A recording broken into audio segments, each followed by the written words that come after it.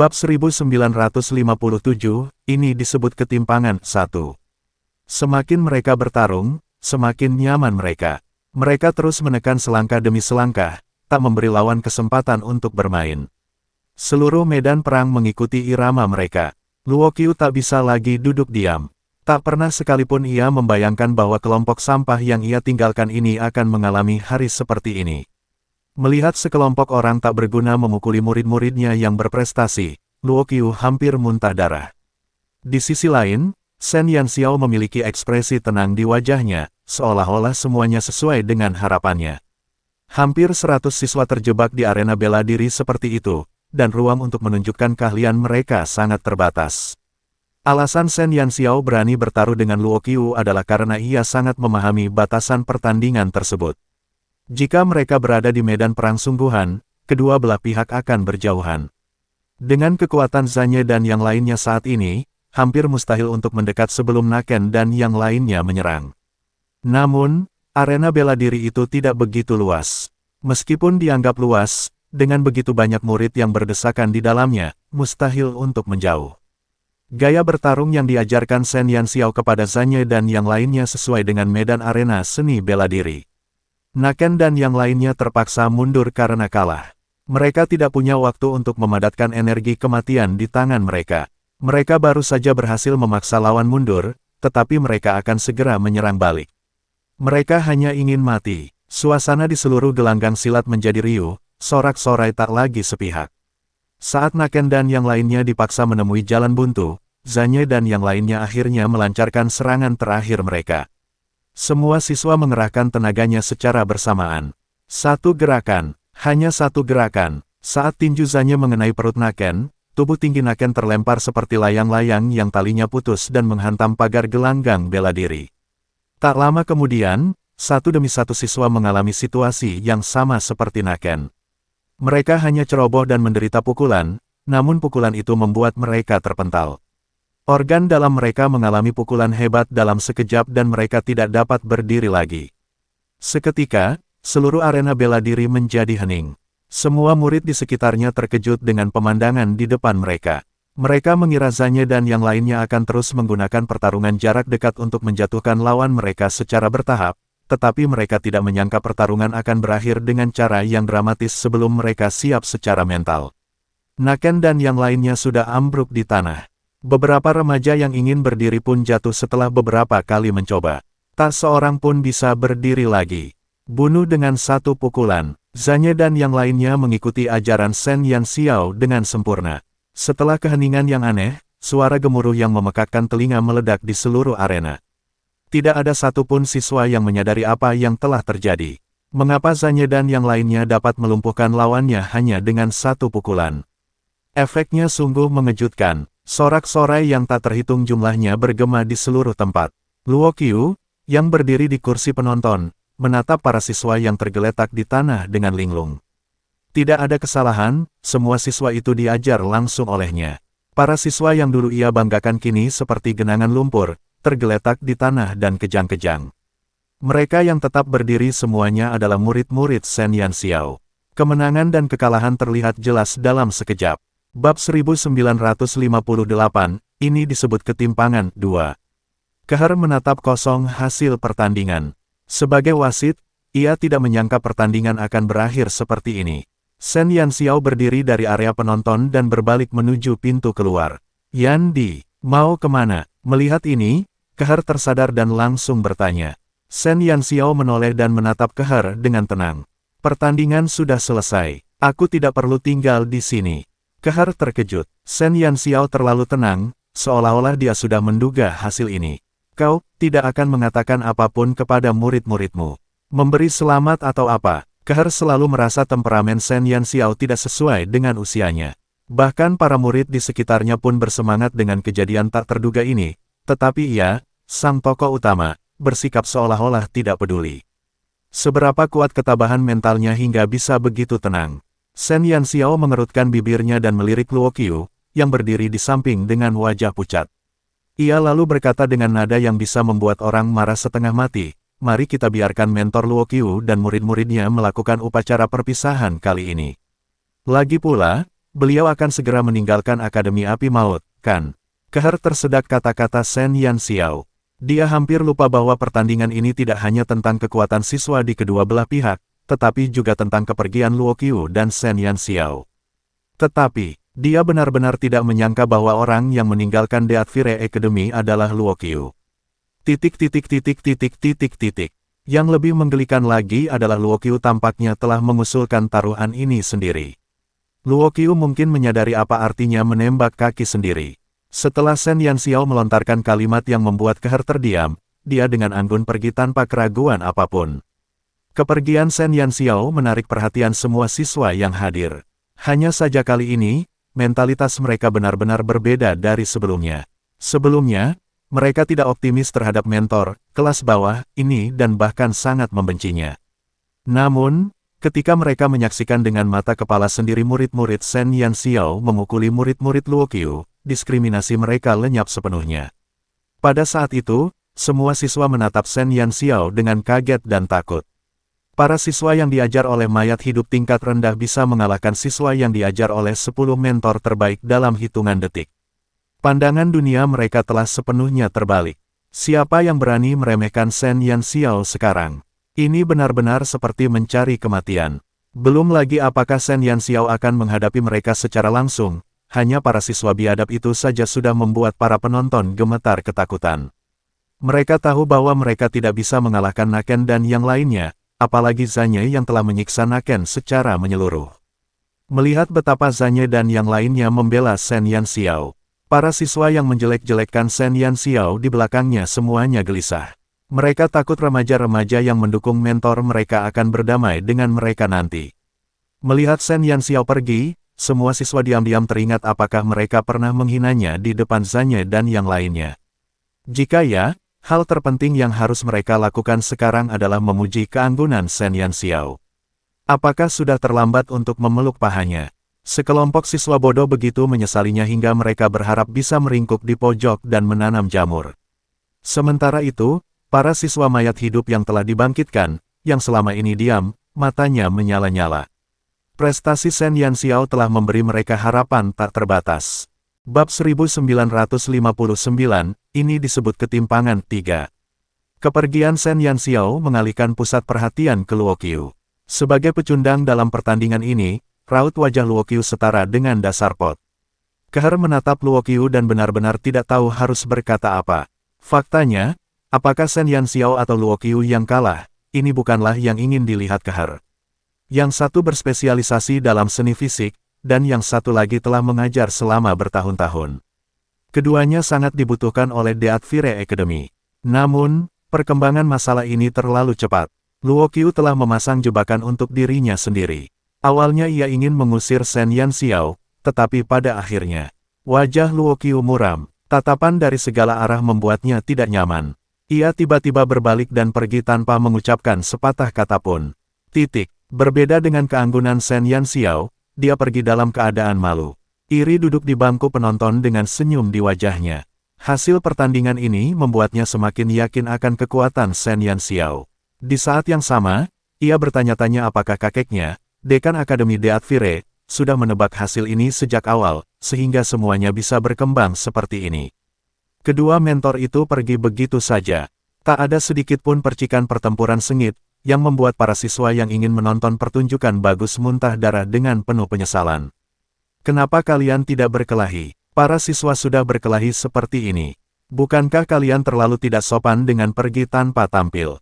Setelah Shen Yanxiao pergi, Zanye dan yang lainnya tidak tinggal di arena lagi. Mereka hanya diam-diam mengemasi karung pasir mereka dan pergi di bawah tatapan semua orang. Adapun Naken dan yang lainnya, Keher hanya dapat menemukan beberapa siswa acak untuk membawanya kembali. Pertandingan yang seru resmi berakhir, dan hasilnya melebihi ekspektasi semua orang. Seluruh Akademi The Adfire tenggelam dalam kekacauan pertandingan ini. Mereka tidak habis pikir bagaimana mungkin murid-murid yang diajar oleh undet tingkat rendah bisa begitu saja menyiksa murid-murid yang diajar oleh salah satu dari 10 mentor terbaik. Untuk sesaat, diskusi tentang Shen Yanxiao tersebar di mana-mana. Berbeda dengan penghinaan sepihak sebelumnya, kini lebih banyak siswa yang membahas kemampuan istimewanya. Itu benar, Dalam pandangan dunia mayat hidup yang dibangkitkan tidak bisa dibandingkan dengan mayat hidup ras murni, tetapi penampilan Shen Yanxiao merupakan kasus yang istimewa. Ia menamparkan Luoqiu dengan keras, sekuat angin kencang yang menyapu daun-daun gugur. Semua siswa menganggap keberadaan Shen Yanxiao sebagai legenda, dan segala macam gosip mulai menyebar. Dalam banyak versi, Shen Yanxiao telah tersebar sebagai jenis mayat hidup ketiga antara mayat hidup yang dibangkitkan dan mayat hidup ras murni. Beberapa siswa bahkan mulai menggali latar belakang Shen Yanxiao dalam upaya menemukan beberapa petunjuk. Sayangnya, mereka tidak dapat menemukan apapun tentang mentor ini. Selain mengetahui bahwa ia direkomendasikan oleh Keher, tidak ada informasi lain yang tersedia. Banyak sekali orang yang tercekik oleh misteri Shen Yanxiao. Ada yang senang, ada pula yang sedih. Reputasi Shen Yanxiao menanjak, tetapi pihak Luoqiu sedang dilanda badai. Luoqiu kalah tanpa ada ketegangan. Para siswa yang digendong hari itu tidak bisa bangun dari tempat tidur mereka selama 3 hari. Shen Yanxiao menamparkan Luoqiu dengan keras di depan semua mentor dan siswa Akademi Api Kematian. Mengajari Luoqiu dengan kekuatan sejati, apa perbedaan di antara mereka? 3 hari setelah pertandingan, Luoqiu tidak lagi terlihat di seluruh Akademi Api Kematian. Ia menghindari semua orang. Bab 1960, Pasukan Merah Menyala 1. Apakah Luoqiu meninggalkan The Adfire Academy atau tidak? Tidak seorang pun mengetahui hal ini kecuali dekan. Namun, para siswa cerdas segera menyadari bahwa kelompok Naken yang selama ini belajar di bawah bimbingan Luoqiu telah dialihkan kepada mentor lain. Dari sini, dapat disimpulkan bahwa Luoqiu tidak lagi mengajar siswa manapun. Seolah-olah ia telah menghilang sepenuhnya dari Akademi Api Maut. Namun, tidak ada berita resmi. Semua orang hanya bisa menyimpan tebakannya dalam hati. Saat Luoqiu menghilang tanpa jejak, reputasi Shen Yanxiao di The Adfire Academy pun meningkat. Zanye dan yang lainnya kembali berlatih pada hari ketiga setelah pertandingan, mengakhiri latihan tertutup mereka di arena bela diri. Suasananya tidak lagi terisolasi seperti sebelumnya. Banyak murid akan datang dan berjongkok di pintu masuk, mengamati latihan Zanye dan yang lainnya dengan rasa ingin tahu. Para siswa, yang awalnya meremehkan ajaran Shen Yanxiao, kini membentuk kelompok untuk mengunjungi arena bela diri sepanjang hari. Banyak siswa berharap bisa masuk. Namun, dekan telah mengumumkan bahwa Shen Yanxiao hanya akan mengajar satu kelompok siswa. Bagaimana kalau mereka menyelinap masuk? Maaf, tunggu tahun depan. Saat ini, Shen Yanxiao telah menjadi mentor paling berharga di The Adfire Academy yang paling ingin ditemui para siswa. Mampu melatih sekelompok siswa biasa menjadi monster yang mampu menghancurkan siswa-siswa terbaik dalam 2 bulan, kekuatan bertarung semacam ini membuat para siswa menjadi gila. Mereka juga ingin dipuji dan memiliki daya juang yang luar biasa. Mereka berharap bisa memohon kepada mentor Yan Di agar bisa mendapat tempat di kelasnya. Zanye dan yang lainnya langsung berada di bawah tekanan yang luar biasa. Mereka belum pernah mendapat perhatian sebelumnya, jadi pelatihan mereka berjalan sangat lancar. Namun kini, ada sekelompok siswa yang kelaparan bergelantungan di pintu masuk arena bela diri mereka setiap hari dengan mata berbinar-binar hijau, seolah ingin menelan mereka bulat-bulat. Perasaan ini sungguh canggung. Bisakah kau tetap rendah hati? Bisakah kau lebih pendiam? Siapa yang mengizinkanmu menatap mentor kita dengan tatapan mesum seperti itu? Persetan, percaya atau tidak, aku akan mencungkil bola matamu. Para siswa di gelanggang bela diri merasa geram, sementara para siswa di luar gelanggang bela diri ngiler melihat Shen Yanxiao. Meskipun kedua belah pihak belum bertarung, pertarungan di antara mata mereka semakin menjadi-jadi.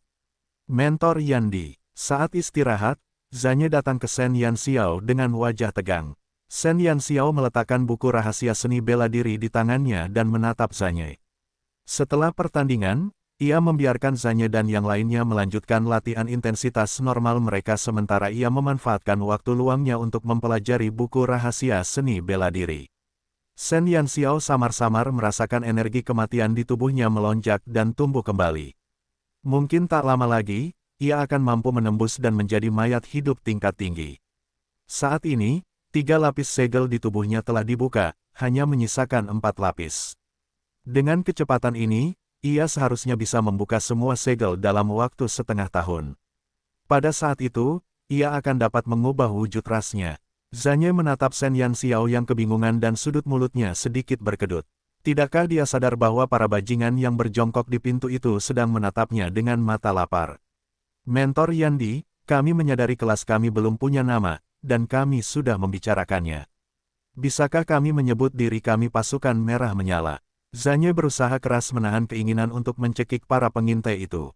Kamu ingin nama kelas? Sen Yanxiao terkejut. Dia tidak tahu tentang ini. Nah, siswa yang diajar dengan cermat oleh mentor mereka akan mengikuti mentor mereka sampai lulus. Selama periode ini, mereka harus memiliki nama kelas sendiri, kata Zanye dengan serius. Di The Advire Academy, kelas yang diberi nama ditentukan hanya untuk mengikuti satu mentor. Bab 1961, Pasukan Merah Menyala 2.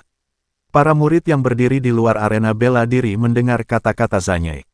Satu persatu, mereka membelalakan mata dan menggigit lengan baju mereka dengan marah. Tak tahu malu, terlalu tak tahu malu. Zanye dan kelompok bajingan ini benar-benar ingin mengikatkan diri mereka pada mentor Yandi. Bukankah ini berarti selama Zanye dan yang lainnya belum lulus dari The Advire Academy, mentor Yandi tidak dapat mengambil alih siswa lainnya? Tercela, terlalu tercela. Bisakah Anda memberi kami jalan keluar? Lepaskan mentor Yandi, mari kita belajar darinya. Para murid di luar gelanggang bela diri menggertakkan gigi, tetapi mereka tidak berani masuk ke dalam gelanggang bela diri sesuka hati karena dekan telah menetapkan bahwa siapapun yang mengganggu kelas di gelanggang bela diri akan diseret ke dalam ruangan kecil yang gelap untuk merenung.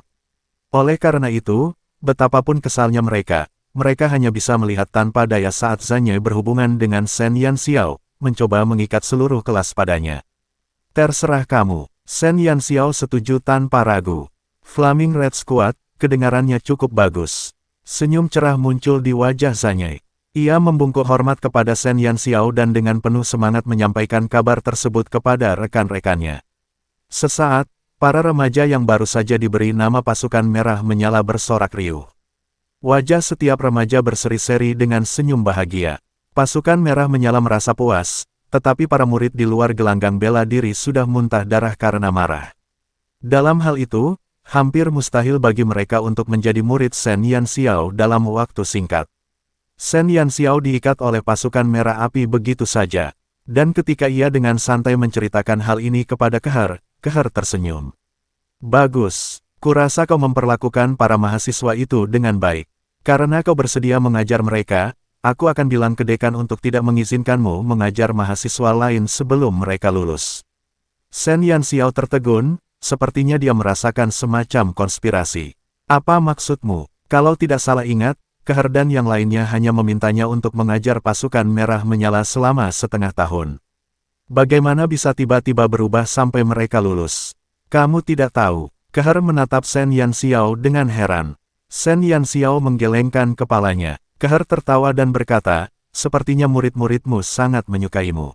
Keher hanya memberitahu Sen Yanxiao beberapa aturan Akademi Api Maut. Baru saat itulah Sen Yanxiao mengerti bahwa inilah alasan mengapa Zanye datang kepadanya dengan gugup hari itu. Jika Anda tidak mau, kami tidak akan memaksa Anda. Malahan, dekan berharap Anda bisa mengajar lebih banyak mahasiswa. Keher menyadari bahwa Sen Yanxiao tidak menyadari aturan ini, jadi ia pun membuka mulut. Tidak, ini bagus. Sen Yanxiao tersenyum tipis. Dia sudah menghitung bagaimana memberi pelajaran yang baik kepada anak-anak nakal itu. Anak kecil, beraninya kau merencanakan sesuatu padanya. Tunggu saja sampai kau dicambuk sampai mati. Pada kelas hari berikutnya, pasukan merah menyala, dari atas sampai bawah, benar-benar memahami apa artinya mencari kematian. Sen Yanxiao secara langsung meningkatkan intensitas latihan mereka dan untuk sesaat, semua remaja kelelahan. Yang lebih tragis lagi, Sen Yanxiao bahkan mencambuk mereka dari belakang. Pemandangan itu sungguh tak tertahankan untuk dilihat. Para siswa yang berjongkok di luar arena bela diri tercengang menyaksikan Zanye dan yang lainnya dicambuk di mana-mana oleh Sen Yanxiao. Mereka semua diam-diam menelan ludah. Metode pengajaran mentor Yandi benar-benar tidak konvensional. Bab 1962, Pasukan Merah Menyala 3. Pembentukan pasukan merah menyala benar-benar memutus pikiran siswa lain. Banyak siswa diam-diam membenci kelicikan kelompok Zanye. Sambil menggigit sapu tangan, mereka meratapi nasib buruk mereka. Guru sekolah dasar yang ada di benak mereka tiba-tiba berubah menjadi dosen. Kontras ini membuat banyak remaja sangat menyesal hingga usus mereka menjadi hijau. Seandainya mereka tahu Shen Yanxiao begitu kuat, mereka pasti sudah menerkamnya dan memeluk pahanya. Ketika Shen Yanxiao mulai mengajar, dekan mengizinkan mereka bergabung dengan kelasnya kapan saja. Bagi para siswa yang tidak ditakdirkan bersama Shen Yanxiao sejak awal, itu bukanlah yang paling tragis. Yang paling menyedihkan adalah gadis-gadis yang pergi mengadu kekehar pada hari pertama dan diseret pergi. Beberapa gadis ini mengikuti mentor lain. Sedangkan King Xuan, ia berpegangan erat pada paha Luo Qiu karena Naken. Di pertandingan terakhir, King Xuan tidak ikut serta karena tidak lolos, dan ketika hasilnya keluar, King Xuan benar-benar tercengang. Awalnya, dia berpikir bahwa setelah menyingkirkan Shen Yanxiao dan memeluk Luo Qiu, dia akan mencapai puncak. Siapa sangka hanya dalam sebulan, Luo Qiu akan menghilang, dan King Xuan akan ditugaskan ke mentor lain yang tidak dikenal. Shen Yanxiao kini memiliki reputasi yang sangat tinggi, dan mentor King Xuan saat ini sama sekali tidak sebanding dengan Shen Yanxiao. King Xuan tidak terbiasa dengan pasang surut seperti itu. Beberapa siswi yang pergi bersamanya berkumpul bersama untuk membahas apakah mereka dapat kembali ke Shen Yanxiao. Akhirnya, mereka memutuskan untuk berbicara dengan Shen Yanxiao. Pasukan merah menyala Shen Yanxiao memiliki total 47 remaja mayat hidup. Dibandingkan dengan kelas-kelas lain, jumlah ini sangat sedikit. Dan karena dekan tidak menambahkan lebih banyak orang ke kelas Shen Yanxiao, pikiran King Xuan dan gadis-gadis lainnya menjadi aktif. Bagaimanapun, mereka berada di bawah Shen Yanxiao sejak awal, dan bukan tidak mungkin bagi mereka untuk kembali sekarang. Para siswi berfantasi indah datang ke arena bela diri bersama-sama. Mereka semua berpakaian rapi dan berdiri malu-malu di pintu masuk. Para siswa di pintu masuk melihat mereka, dan beberapa dari mereka yang berpengetahuan luas mengenali King Xuan. King Xuan, kenapa? Kamu kenal dia? Tidak juga, tapi sepertinya mereka pernah bersama mentor Yan di sebelumnya. Namun, di hari pertama, mereka tidak tahan dengan ajaran mentor Yan Di dan mengajukan cuti bersama mentor Kehar. Orang yang bernama King Xuan itu kemudian bergabung dengan kelas mentor Luo Qiu. Sekelompok remaja itu memandang King Xuan dan yang lainnya dengan sikap yang jelas seperti tengah menonton pertunjukan yang bagus. Jika ini terjadi sebelum pertandingan, semua orang akan berpikir bahwa pilihan King Xuan benar. Namun sekarang, situasinya berbeda. Pasukan merah api Shen Yanxiao telah menghajar murid-murid Luo Qiu hingga babak belur. Luo Qiu juga terpaksa meninggalkan Akademi Api Maut karena lubang yang ia gali sendiri. Saat itu, mereka menatap King Xuan dengan senyum di mata mereka. Mereka tak dapat menahan diri untuk berpikir tentang sebuah pepatah, setiap anjing punya harinya. King Xuan dan yang lainnya telah mengacaukan kelas Shen Yanxiao karena fondasinya yang dangkal. Itulah sebabnya mereka bisa bertindak begitu tak terkendali.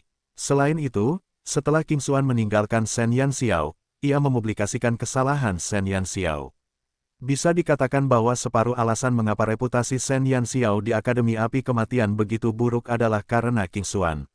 Bagi seorang siswi yang sebelumnya bersikap begitu tak terkendali, tiba-tiba datang ke sini setelah Luo Qiu pergi, bahkan orang bodoh pun dapat menebak mengapa dia datang. Bab 1963, hanya berdiri saja bisa membuatmu terdiam. 1. Diskusi di satu sisi membuat ekspresi King Xuan sangat jelek, tetapi dia tetap memaksakan wajah tenang dan berjalan masuk. Ia tidak merasa ada yang salah dengan pilihannya. Manusia mengejar hal-hal yang tinggi, sementara air mengalir ke hal-hal yang rendah. Ketika Shen Yanxiao masih belum kompeten, sebagai seorang mahasiswa, ia tentu harus memilih mentor yang lebih baik agar masa depannya tidak terhambat. Pilihan King Xuan mungkin tidak salah, tetapi yang membuat orang-orang jijik adalah setelah dia pergi, dia tidak segan-segan meremehkan Shen Yanxiao. Shen Yanxiao sedang mengajari Zanye dan yang lainnya gerakan baru ketika mereka tiba-tiba berhenti dan melihat ke belakang Shen Yanxiao. Shen Yanxiao menoleh dan melihat 8 gadis mayat hidup berdiri kaku di pintu masuk. Guru Yandi, King Xuan menarik napas dalam-dalam dan menatap Shen Yanxiao dengan tatapan menyedihkan. Shen Yanxiao meliriknya dan tidak menjawab. Ia menoleh ke Zanye dan yang lainnya dan berkata, "Kalian terus berlatih." Setelah itu, ia berjalan menuju King Xuan. Ia masih memiliki sedikit kesan tentang gadis-gadis mayat hidup ini. Mereka semua adalah gadis-gadis yang dibawa ke Har pada hari pertama kelas. Di antara mereka, ia memiliki kenangan mendalam tentang King Xuan. Entah itu ketika Zanye dan Sile dipukuli atau ketika ia pergi mencari Luo Qiu, King Xuan selalu ada di sana. Shen Yanxiao menyilangkan lengannya dan berdiri di depan King Xuan dan yang lainnya. Mereka berdua mayat hidup perempuan, tetapi Shen Yanxiao sedikit lebih kecil. Namun, entah mengapa, para siswi itu bahkan tidak berani berbicara ketika Shen Yanxiao menatap mereka seperti itu. King Xuan telah melupakan semua yang dipikirkannya sepanjang jalan. Mentor Yandi, kami ingin, otak King Xuan benar-benar hancur saat ini karena dia tergagap, tidak tahu harus berkata apa. Dia jelas hanya seorang mayat hidup tingkat rendah yang mungil, tetapi dia membawa rasa penindasan yang lebih kuat daripada Luo Qiu. Ini bukan ilusi King Xuan, tetapi kebenaran. Sehebat apapun Luo Qiu, ia hanyalah seorang mentor Akademi Api Kematian. Jumlah murid yang ia ajar tidak sebanyak murid Shen Yanxiao. Shen Yanxiao memiliki lebih dari sekadar Sun Never Sets di tangannya. Ia menguasai seluruh tanah terlantar. Keempat negara di benua cemerlang harus tunduk padanya. Ia pantas menjadi orang nomor 1 di dunia. Bahkan para penguasa keempat negara di benua cemerlang tidak dapat mengabaikan momentum Shen Yanxiao ketika mereka melihatnya, apalagi seorang gadis mayat hidup yang belum pernah melihat dunia. Shen Yanxiao telah menekan auranya untuk menyembunyikan identitasnya. Meski begitu, Zanye dan yang lainnya masih gemetar saat menghadapinya. Pasukan merah menyala memang anak-anak nakalnya, tetapi King Xuan dan yang lainnya bahkan bukan anak-anak nakal. Mereka hanya bisa dianggap sebagai pejalan kaki. Tentu saja, Shen Yanxiao tidak akan terlalu sopan kepada orang-orang yang lewat ini. Dia tahu mengapa King Xuan dan yang lainnya ada di sini, jadi dia tidak akan mengatakan apa-apa. Jika mereka mampu, mereka bisa memintanya sendiri. Dia ingin melihat apakah ada di antara gadis-gadis ini yang bisa menahan auranya. Shen Yanxiao berdiri di sana dengan ekspresi dingin. King Xuan menggertakkan giginya, tetapi tidak bisa mengucapkan sepatah kata pun.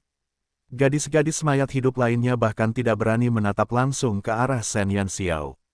Mereka semua menundukkan kepala dan menegang. Mentor Yandi sangat mendominasi.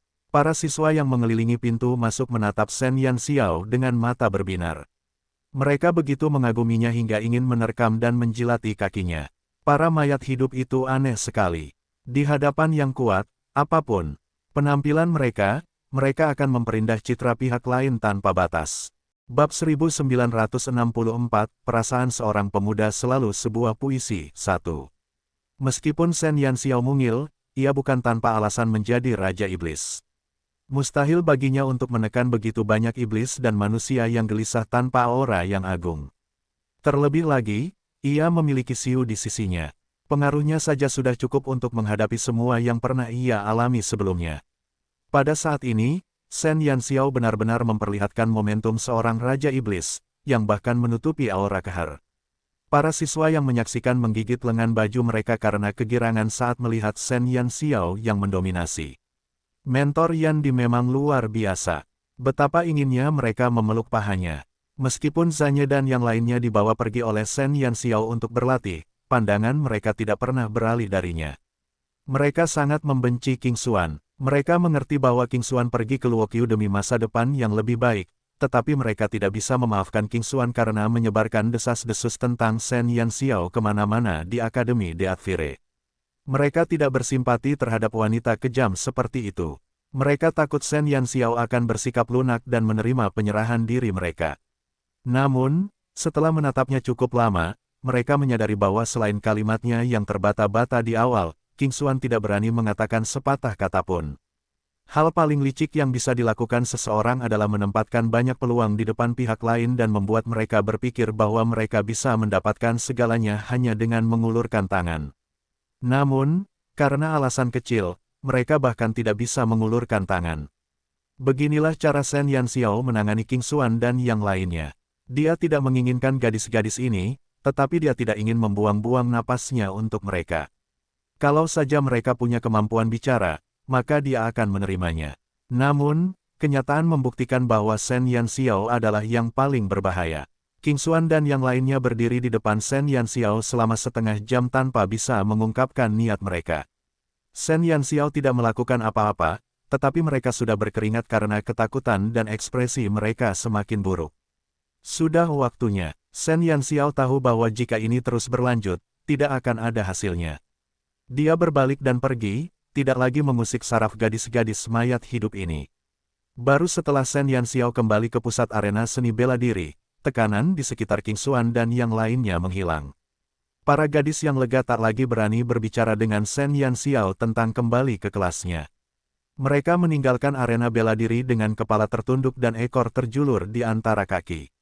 Kali ini, mereka benar-benar menyadari betapa mengerikannya Shen Yanxiao, hanya dengan merasakan momentumnya. Shen Yanxiao bersikap seolah-olah tidak terjadi apa-apa. Ia menatap latihan pasukan merah menyala dengan ekspresi tenang. Ia tidak merasa bersalah telah menindas gadis-gadis kecil itu. Guru Yandi, mereka, Zanye menatap Shen Yanxiao dan ragu untuk berbicara. Shen Yanxiao menatapnya dan berkata, belajarlah dengan giat dan jangan jatuh cinta terlalu dini. Zanye terdiam, cinta anak anjing yang luar biasa. Dia hanya ingin bertanya kepada Shen Yanxiao apakah dia akan membiarkan King Xuan dan yang lainnya kembali. Mengapa dia tiba-tiba berbicara tentang cinta monyet? Sekalipun dia punya pikiran seperti itu, sasarannya tidak akan pernah menjadi vas-vas buta itu. Tidak peduli apapun, dia harus seperti mentor Yandi. Di tengah-tengah pikirannya, Zanye benar-benar terkejut dengan pikirannya sendiri. Pergi dan berlatihlah. Shen Yanxiao mengangkat tangannya dan menepuk punggung Zanye. Setelah itu, ia melanjutkan membaca buku rahasia seni bela diri. Zanye berdiri terpaku di tempat, mengangkat tangannya untuk menyentuh tempat Shen Yanxiao menyentuhnya. Wajah tampannya sedikit memerah. Bab 1965, Perasaan Seorang Pemuda Selalu Sebuah Puisi, 2. Akhir-akhir ini, ada yang tidak beres dengan Zanye. Semua remaja di pasukan merah menyala menyadarinya. Zanye, yang selalu tekun, sering kali linglung setelah pelatihan berakhir. Wajahnya yang tampan terkadang tertawa kecil, terkadang kusut, ekspresi wajahnya sulit ditebak. Ada yang salah, ada yang tidak beres. Sile, yang selalu dekat dengan Zanye, segera menyadari keanehan Zanye. Ia mengelus dagunya dan berdiri di satu sisi bersama anggota pasukan merah menyala lainnya untuk memperhatikan Zanye yang kebingungan. Kenapa aku melihat penampilan Lin Yue beberapa waktu lalu? Salah satu remaja menggaruk kepalanya. Lin Yue adalah salah satu anggota tim mereka. Belum lama ini, ia jatuh cinta pada seorang gadis dari Akademi De Advire. Selama itu, Lin Yue belum mengonfirmasi hubungannya dengan gadis itu, dan ia juga akan menatap dinding sepanjang hari. Baru setelah ia mengonfirmasi hubungannya dengan gadis itu, ia kembali normal. Faktanya, tepat setelah latihan hari ini berakhir, bajingan itu langsung pergi berkencan. Jangan bilang begitu, Zanye, dia. Ekspresi remaja lain agak ngeri. Zanye sudah menjadi pemimpin tim mereka, dan cara dia biasanya mendorong mereka untuk berlatih sungguh kejam. Dia masih muda, tetapi wajahnya dingin sepanjang hari. Di luar arena, dia tidak pernah berhubungan dengan mayat hidup perempuan manapun. Bagaimana mungkin dia tiba-tiba jatuh cinta? Sile, kamu tinggal di asrama yang sama dengan Zanye. Kamu lihat, dia di bawah bimbingan siapa? Sekelompok remaja yang gemar bergosip menatap Sile dengan tatapan yang sama. Sile mengerjapkan matanya. Dari mana gadis ini datang? Aku sama sekali tidak melihatnya. Setiap kali Zanye pulang dari arena, dia hanya berlatih di kamarnya berulang-ulang. Paling-paling, dia keluar sebentar saat makan malam, dan sambil melakukannya, dia masih bersamaku. Aku benar-benar belum melihat seorang gadis pun berbicara dengannya. Jika ada tanda-tandanya, dia pasti sudah menemukannya sejak lama. Untuk apa dia tinggal di sini dan berpikir keras? Mustahil. Penampilannya saat ini jelas-jelas meniru Lin Yue. Sekelompok remaja yakin bahwa sesuatu telah terjadi pada Zanye. Katakan, kalau bukan perempuan, mungkinkah? Salah satu remaja itu tiba-tiba membuka mulutnya dan menatap teman-temannya dengan tatapan jahat. Untuk sesaat, semua remaja yang dilihatnya menggigil. Cukup, Zanye tidak punya selera yang kuat, oke. Yah, tidak ada pilihan lain. Apakah kamu menyadari ketika Zanye menjadi seperti ini? Sile tiba-tiba teringat sesuatu. Sekarang setelah kau menyebutkannya, kelompok remaja itu langsung mulai berpikir. Zanye mulai terlihat seperti ini 2 hari yang lalu, dan 2 hari yang lalu, saat King Xuan dan yang lainnya datang. Persetan, mungkinkah Zanye menyukai salah satu dari mereka? Untuk sesaat, semua anggota pasukan merah menyala berada dalam kekacauan. Dugaan ini sungguh mengejutkan. Tidak, King Xuan dan gadis-gadis itu bukan orang baik. Kita tidak bisa membiarkan Zanye begitu terobsesi. Wajah Sile sedikit berubah. King Xuan memang cantik, tetapi pikirannya terlalu beracun. Jika mereka tidak tahu kualitas King Xuan sebelumnya, mereka mungkin akan senang melihat ini terjadi. Namun, King Xuan telah melakukan terlalu banyak hal buruk, mereka tidak akan pernah melihat Zanye jatuh ke lumpur. Bab 1966, Perasaan Seorang Pemuda Selalu Sebuah Puisi 3. Para anggota pasukan merah menyala melihat senyum konyol Zanye dan semuanya merasa cemas. Sile ragu sejenak lalu berjalan menuju Zanye. Zanye, Sile berseru. Zanye tidak bereaksi. Zanye, Sile menepuk bagian belakang kepala Zanye. Zanye kembali sadar dan menatap Sile dengan heran. Ada apa? Sile menghela napas dan berkata, apakah kamu punya seseorang yang kamu sukai? Wajah Zanye langsung memerah dan berkata dengan tergesa-gesa, kamu, apa yang kamu bicarakan? Sile menepuk jidatnya. Saudaraku, kalaupun kamu mau berdalih, jangan terlalu kentara. Aku cuma tanya, kenapa kamu tersipu? Dan kamu bilang nggak masalah. Siapa yang bakal percaya? Zanye, sebagai saudara, aku ingin menasihatimu, beberapa orang memang tidak cocok untukmu. Sile tidak ingin terlalu jelas, agar Zanye tidak kesulitan. Zanye benar-benar salah paham dengan kata-kata Sile. Ia mengira Sile telah mengetahui bahwa ia memiliki beberapa pikiran yang tidak murni tentang mentor Yandi. Untuk sesaat, ia merasa sangat malu hingga tidak tahu bagaimana menjelaskannya. Tidak cocok. Dia juga tahu bahwa dia dan mentor Yandi tidak cocok satu sama lain. Meskipun mentor Yandi adalah mayat hidup tingkat rendah, ia lebih baik daripada mayat hidup ras murni. Ia hanyalah seorang remaja mayat hidup tanpa potensi apapun.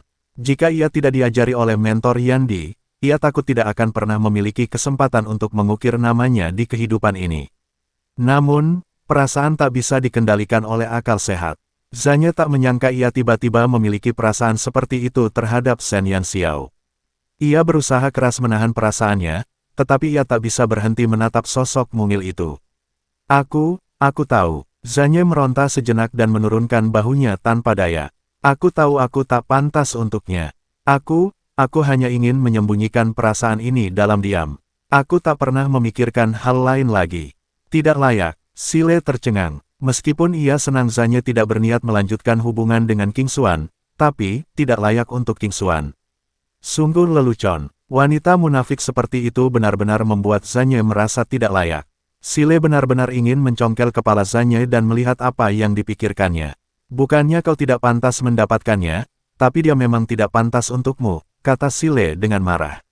Yang ia inginkan adalah Zanye menyadari sifat asli King Xuan, bukan Zanye merendahkan dirinya sendiri. Zanye sedikit tertegun. Kamu, kok bisa ngomong gitu? Jelas banget aku nggak pantas buat dia. Dia memang luar biasa, tapi aku nggak berguna. Sile benar-benar meledak. Apa otak pria ini kebanjiran air? Memuji wanita munafik seperti itu sebagai luar biasa. Zanye, apa kau bodoh? Kau lebih tahu daripada aku apa yang telah dilakukan King Xuan. Apa yang kau pikirkan? Bagaimana kau bisa menganggap wanita seperti ini luar biasa? Dengan kekuatanmu saat ini, kau bisa memilih siapapun yang kau suka di Akademi Api Maut kita. Kenapa kau begitu tertarik padanya? Sebagai seorang kakak, aku benar-benar harus menasihatimu untuk mengenali wajah asli King Xuan sesegera mungkin dan berhenti bersikap bodoh. Sile tak tahan lagi, melihat kakaknya tertarik pada wanita seperti itu dan mengatakan bahwa ia tidak pantas untuknya, ia hampir meledak. Ekspresi Zanye langsung berubah aneh. Ia menatap Sile dengan tatapan aneh dan berkata, siapa bilang yang kusuka itu? King Xuan, perlukah aku memberitahu siapapun? Kau bertingkah aneh sejak King Xuan dan yang lainnya datang. Siapa lagi? Bab 1967, Perasaan Seorang Pemuda Selalu Sebuah Puisi 4. Zanye ingin mati. Ia pikir Sile sudah tahu bahwa ia menyukai Shen Yanxiao. Ia tidak menyangka itu akan menjadi kesalahan besar. Jangan membuatku jijik. Bagaimana mungkin aku menyukai wanita seperti itu? Zanye mengerutkan kening. Rasa malunya yang semula telah lenyap, dan matanya penuh dengan rasa jijik. Menyukai King Xuan, dia mungkin juga membunuhnya. Benarkah itu bukan King Xuan? Sile melihat kontras yang sangat besar antara penampilan Zanye sebelum dan sesudahnya dan samar-samar merasa bahwa tebakannya mungkin salah. Tidak, bagaimana mungkin aku menyukai wanita yang mengkhianati mentor Yan Di dan bahkan menjelek-jelekkannya? Zanye buru-buru menjelaskan. Belum lagi ia tidak punya pikiran seperti itu tentang King Xuan, hanya kekagumannya pada Shen Yan Xiao dan fitnah yang dilontarkan King Xuan kepadanya saja sudah membuatnya membencinya habis-habisan. Fakta bahwa ia tidak berurusan dengannya saja sudah merupakan keajaiban. Kalau begitu aku bisa tenang. Sile menghela napas lega dan menatap Zanye sambil tersenyum. Bocah bau, katakan sejujurnya, siapa lagi kalau bukan King Xuan? Ada banyak gadis yang datang bersamanya hari itu. Meskipun mereka telah meninggalkan kita sebelumnya, kebanyakan dari mereka tersihir oleh King Xuan. Sifat mereka tidak buruk. Jika kau menyukai seseorang, beritahu kami dan kami pasti akan membantumu. Selama bukan King Xuan, siapapun baik-baik saja. Jangan membuat masalah. Aku tahu apa yang kulakukan. Saat ini, aku hanya ingin memperbaiki diri. Aku tidak ingin memikirkan hal lain.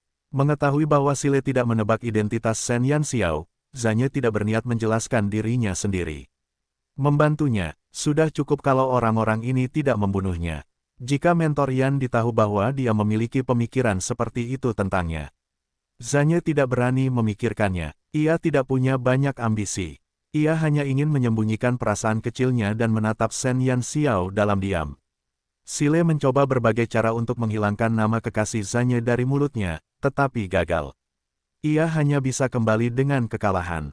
Para anggota pasukan merah menyala berpikir keras untuk waktu yang lama tentang kekasih Zanye, tetapi mereka tidak dapat menemukan jawaban yang tepat. Baru pada hari berikutnya di kelas, Shen Yan Xiao pertama kali mengajarkan Zanye dan yang lainnya seni bela diri yang mirip dengan Tai Chi. Karena Tai Chi menggunakan kelembutan untuk mengalahkan kekuatan, sangat sulit bagi para mayat hidup ini untuk memulai. Shen Yan Xiao hanya bisa mengajarkan mereka langkah demi langkah. Dia mengajari beberapa dari mereka dengan lancar, tetapi ketika menyangkut Zanye, situasinya berbeda. Jangan gugup, santai saja. Shen Yan Xiao mencoba membuat Zanye mengubah gerakannya beberapa kali, tetapi hasilnya tidak terlalu bagus. Kemampuan pemahaman Zanye sangat tinggi di pasukan merah menyala, tetapi entah mengapa, dalam menghadapi Tai Chi, gerakannya sangat kaku. Lihat, tangan bocah ini bahkan gemetar. Shen Yan Xiao memegang pergelangan tangan Zanye yang gemetar dan sedikit menariknya ke dalam. Jantung Zanye berdebar kencang. Ia bisa dengan jelas merasakan suhu ujung jari Shen Yan Xiao menyentuh kulitnya. Wajah Zanye memerah dengan sangat cepat, dan ia begitu gugup hingga tak bisa berkata-kata. Shen Yan Xiao mengira Zanye malu dan kesal karena tidak bisa belajar Tai Chi. Bagaimana mungkin ia tahu bahwa Zanye hanya malu karena sentuhannya? Ia bahkan dengan ramah berkata, santai saja, jangan terburu-buru. Kamu sudah melakukannya dengan baik. Akan selalu ada hambatan. Jika kamu berhasil melewati hambatan ini, kamu akan meraih prestasi yang lebih baik. Sayangnya, Zanye memasang wajah muram. Jika Shen Yan Xiao tetap begitu dekat dengannya, ia tidak akan pernah bisa berlatih dengan baik di kehidupan ini. Bab 1968, Perasaan Seorang Pemuda Selalu Sebuah Puisi, 5. Kenapa aku masih merasa ada yang salah? Sile sedang berlatih di satu sisi, dan sesekali melirik ke arah Zanye. Fakta bahwa Zanye punya kekasih masih ada. Tapi siapa pihak lainnya? Zanye sebelumnya mengatakan bahwa dia tidak layak untuk pihak lain. Mungkinkah pihak lain itu sangat luar biasa? Terlebih lagi, jika dia ingat dengan benar, Zanye memang mulai bertindak tidak normal beberapa hari yang lalu. Banyak petunjuk berkelebat di benak Sile. Ia samar-samar merasa ada sesuatu yang terlewat, tetapi ia tidak yakin. Sile melirik Zanye lagi dan melihat seluruh tubuhnya kaku dan wajahnya memerah karena permainan Shen Yan Xiao. Sepasang matanya yang polos masih sesekali melirik Shen Yan Xiao. Sile terkejut. Astaga, mengapa adegan ini begitu mencurigakan? Zanye tersipu di depan mentor Yan Di. Mungkinkah? Tidak, tidak, tidak. Dia pasti terlalu banyak berpikir. Haha, bagaimana mungkin Zanye menyukai mentor Yan Di? Dia pasti salah. Sile segera mengalihkan pandangannya, pikirannya melayang pada gagasan, cuaca hari ini sangat bagus. Aku harus kembali dan tidur lebih awal. Namun tak lama kemudian, dia tak dapat menahan godaan dan memalingkan kepalanya. Please reading on mibosnovel.com. Ketika ia menoleh, ia melihat Shen Yan Xiao berdiri membelakangi Zanye di depan dada. Ia mengangkat salah satu tangannya, seolah-olah sedang dipeluk Zanyai. Sedangkan Zanyai yang murni, wajahnya begitu merah hingga hampir meneteskan darah, dan sudut mulutnya mulai bergetar. Astaga, itu memang benar. Sile menjadi gila. Ini lebih menarik daripada Zanyai menyukai King Xuan. Dunia ini hanyalah fantasi. Zanyai telah jatuh cinta pada mentor Yandi. Apakah ini hubungan guru murid yang dirumorkan? Sile benar-benar ketakutan dengan penemuannya. Dia akhirnya mengerti mengapa Zanyai mengatakan dia tidak pantas mendapatkannya. Jika pihak lain itu adalah mentor Yandi. Belum lagi Zanyai, hanya sedikit di seluruh Akademi Api Kematian yang layak. Kak, kehidupan cintamu akan sulit. Sile diam-diam menyeka air mata Zanyai. Ia benar-benar tak berdaya. Jika ia memberitahu mentor Yandi bahwa Zanyai menyukainya dan mencoba membantu Zanyai mengejarnya, ia merasa akan mati lebih dulu. Zanyai tidak menyadari bahwa pikiran-pikiran kecilnya telah ditemukan oleh teman satu grupnya yang seperti babi. Ia masih tenggelam dalam kebahagiaan karena berhubungan dekat dengan mentor Yandi. Shen Yanxiao bahkan lebih bodoh lagi. Ia merasa agak aneh bahwa pemahaman Zanyai tentang Tai Chi telah menurun ke tingkat yang begitu buruk. Pergerakannya tidak terlalu bermasalah, hanya saja ada sedikit penyimpangan akurasi, yang sangat berbeda dengan kondisi Zanyai sebelumnya. Jika itu adalah siswa lain, Shen Yanxiao mungkin menganggapnya normal, tetapi jika menyangkut Zanyai, itu tidak normal.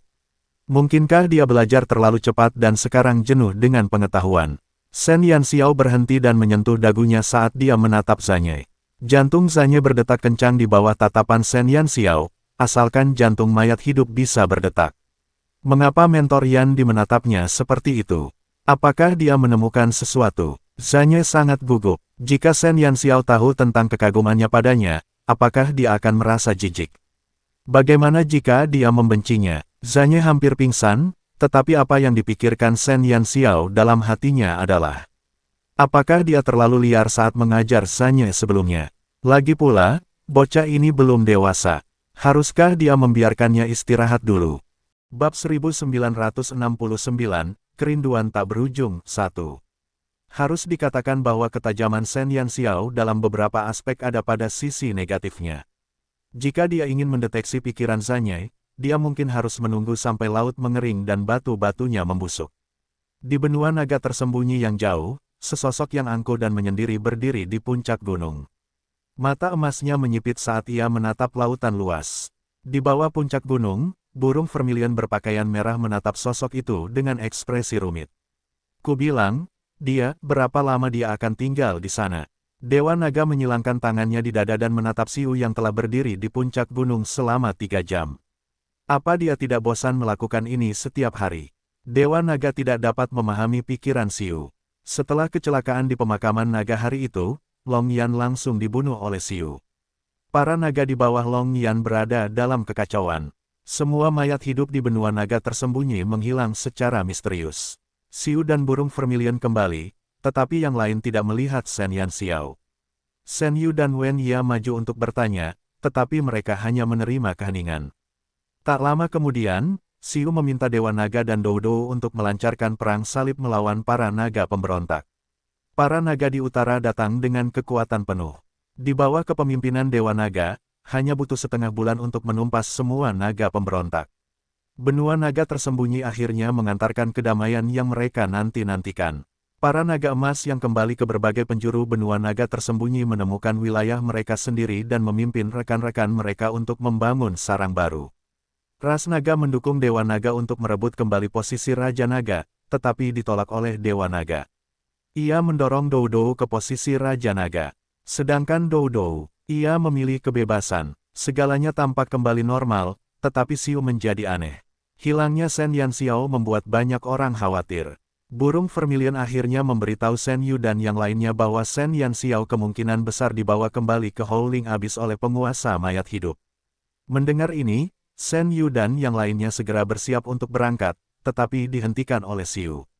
Dia sangat aman. Siu hanya mengucapkan satu kalimat itu dan tidak mengatakan apa-apa lagi. Setiap hari setelah itu, Siu akan berdiri di puncak gunung ini dan memandang ke kejauhan. Dewa Naga tahu bahwa Siu sedang memandang ke arah Howling Abyss. Karena kau sangat merindukannya, mengapa kau tidak pergi dan mencarinya? Dewa Naga mengerutkan kening. Dewa tahu bahwa sejak Shen Yanxiao menghilang, Xiu, sebagai jiwa, telah kehilangan tempat tinggal sementaranya, sedemikian rupa sehingga ia langsung menempati dekrit Raja Naganya. Meskipun Dewa Naga kini telah menyatu dengan tubuh fana aslinya, ia selalu membawa dekrit Raja Naga. Memikirkan musuh bebuyutannya yang hidup dalam dekrit Raja Naga, ia merasa ingin mati. Dia telah menandatangani kontrak hidup dan mati dengan Tuan. Selama Tuan masih hidup, dia akan bisa merasakan beberapa informasi lemah. Tuan Xiu berkata bahwa darah mayat hidup di tubuh Tuan telah bangkit. Sekarang, tidak ada tempat yang lebih cocok untuknya selain Howling Abyss. Jika kita mencarinya sekarang, aura kita akan langsung menarik perhatian Tuan mayat hidup. Saat itu, aku khawatir itu akan membahayakan Tuan, kata burung vermilion dengan suara rendah. Kepergian Shen Yanxiao hampir membuatnya gila. Jika bukan karena halangan Xiu, dia pasti sudah berangkat ke Howling Abyss. Namun, kata-kata Xiu masuk akal. Shen Yanxiao seharusnya sudah menjadi mayat hidup sekarang. Bahkan jika mereka menemukannya di Howling Abyss, dengan aura api dan aura ilahi di tubuh mereka, itu akan segera menyebabkan keributan di antara para mayat hidup. Pada saat itu, akan sangat sulit bagi Shen Yanxiao untuk membuka segel mayat hidup di Howling Abyss. Bab 1970, Kerinduan Tak Berujung 2. Bukannya dia tidak merindukannya, tetapi dia tidak punya pilihan selain menunggu. Burung vermilion awalnya dipenuhi penolakan terhadap Xiu dan Shen Yanxiao. Namun, selama beberapa bulan terakhir, Xiu akan berdiri di puncak gunung setiap hari dan memandang ke arah Howling Abyss. Burung vermilion mengerti bahwa Tuan Xiu merindukan tuannya. Kerinduannya yang tak berujung terpendam dalam hatinya. Dibandingkan dengan menyelesaikan kerinduannya, ia lebih peduli pada pertumbuhan dan keselamatan Shen Yanxiao. Oleh karena itu, dia hanya bisa memilih untuk menunggu. Meskipun Shen Yanxiao kini telah menjadi mayat hidup, kontrak yang ditandatangani antara Xiu dan Shen Yanxiao masih berlaku. Selama Shen Yanxiao masih hidup, Xiu tidak akan gugup. Selama ia tahu Shen Yanxiao aman, ia bisa merasa tenang. Dewa Perang, apakah dia benar-benar tergila-gila? Dewa Naga berpikir bahwa ini sangat mengejutkan. Dia tidak dapat mengaitkan Dewa Perang yang telah menyiksanya ribuan kali dengan kata tergila-gila. Mungkin, Vermilion Bird mendesah. Lalu kapan kau akan menemukannya? Dewa Naga melirik Xiu. Sejujurnya, ia benar-benar tidak terbiasa dengan Dewa Perang yang begitu gelisah. Kesan Xiu terhadap orang lain selalu begitu dingin hingga hampir tak berperasaan. Namun, ketika Shen Yanxiao berada di sisinya, sikap dinginnya yang seperti gunung es itu tampaknya telah banyak memudar, membuatnya lebih ekspresif. Namun kini, Xiu tampak kembali menjadi dewa perang yang dingin dan kesepian di masa lalu.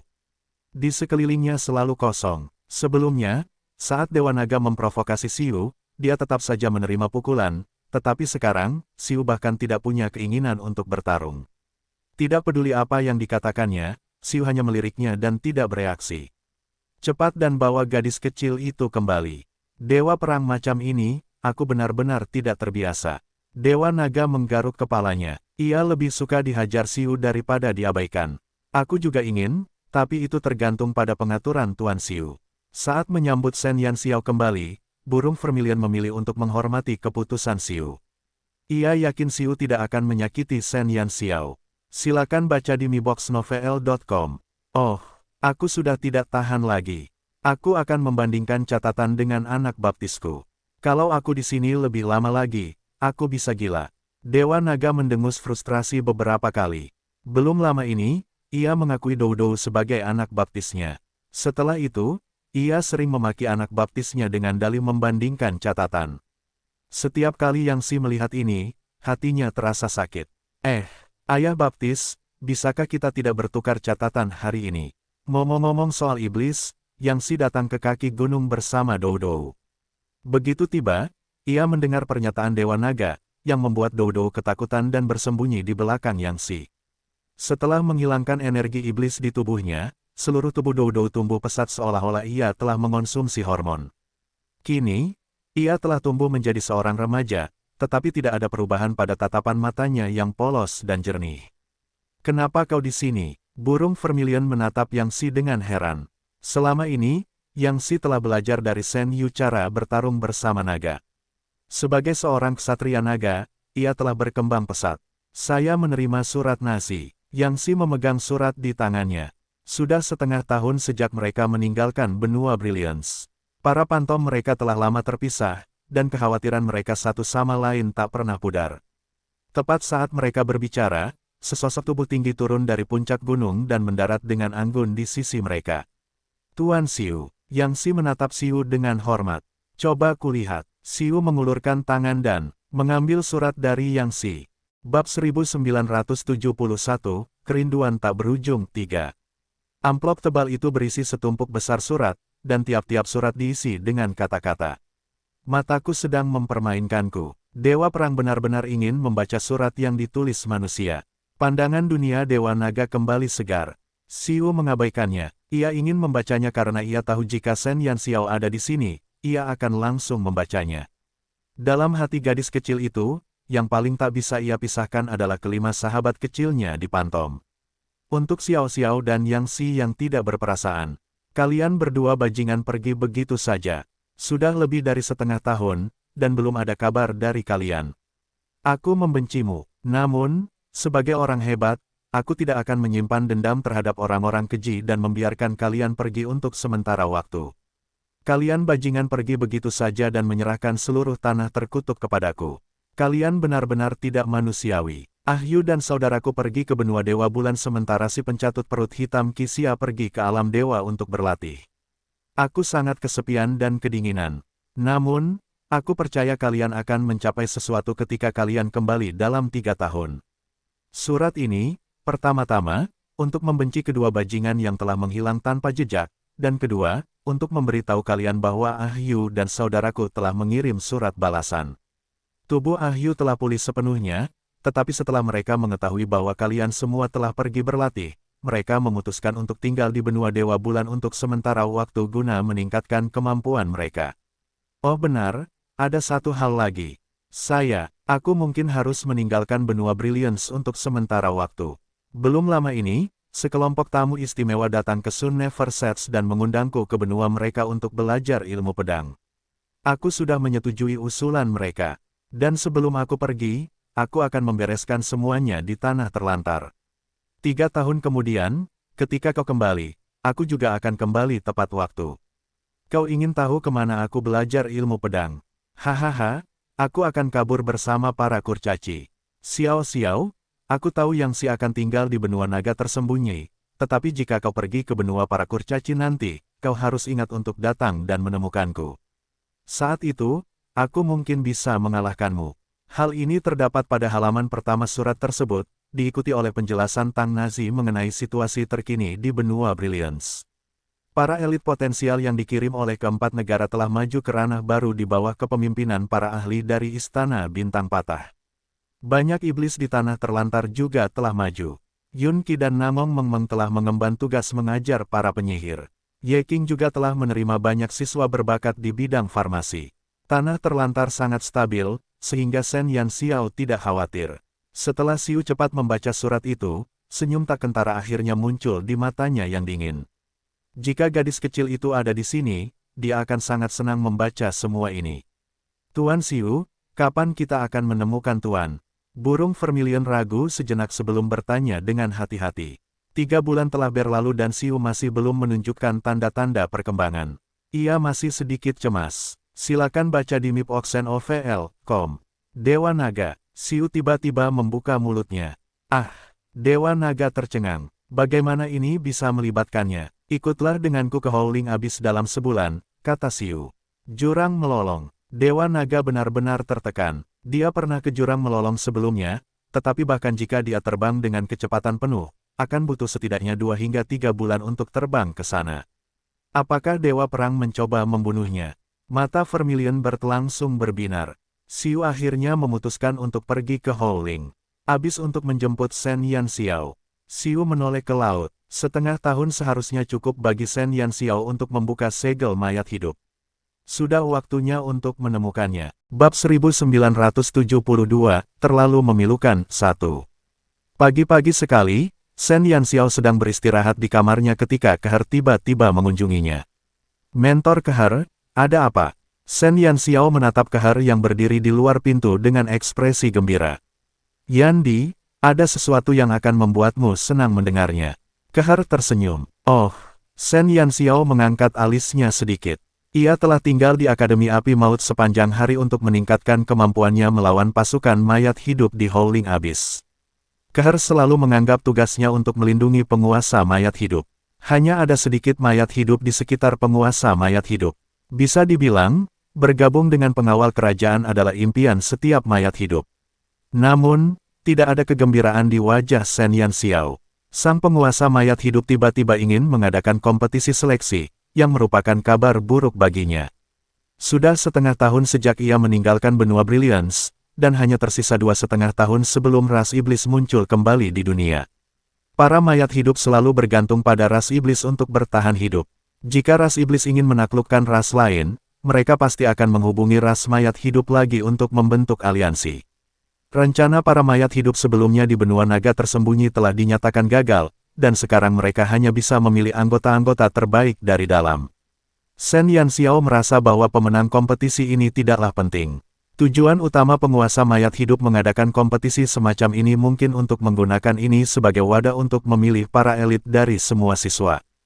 Terlepas dari siapa yang menang atau kalah, mereka yang bisa menonjol dari setiap sekolah pastilah para remaja mayat hidup dengan potensi terbesar. Selama para remaja ini berkumpul, mereka akan segera menjadi tim yang menakutkan di tempat latihan. Jika dugaan Shen Yanxiao benar, maka iblis dan mayat hidup pasti sudah saling menghubungi. Benarkah? Bagus sekali, kata Shen Yanxiao. Jangan terlalu dingin. Aku di sini untuk memberitahu kalian bahwa pasukan merah berapi kalian telah terpilih sebagai tim peserta dalam kompetisi seleksi ini. Hanya saja, jumlah mayat hidup di setiap tim dalam kompetisi ini harus 100, jadi kami mungkin harus mengatur beberapa siswa potensial untuk kalian tanggung jawab.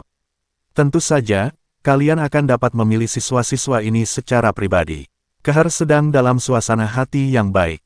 Begitu Dekan Akademi Api Maut menerima berita itu, beliau menyerahkan tugas memimpin tim kepada Shen Yanxiao.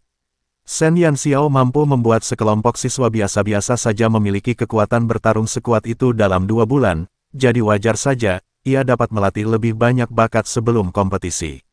Shen Yanxiao terkejut. Ia bertanya-tanya mengapa Kehar datang menemuinya sepagi ini. Ternyata ia telah memberinya masalah yang begitu sulit. Jika Shen Yanxiao benar-benar mayat hidup, dia akan dengan senang hati menerima misi ini, tetapi kenyataannya tidak. Dia sudah samar-samar merasa ada yang salah. Memintanya untuk memimpin tim, bukankah ini jelas memintanya untuk melatih sekelompok anak nakal secara pribadi dan kemudian melepaskan mereka ke medan perang. Dalam 2,5 tahun, dia bahkan mungkin harus bertemu dengan kelompok anak nakalnya di medan perang.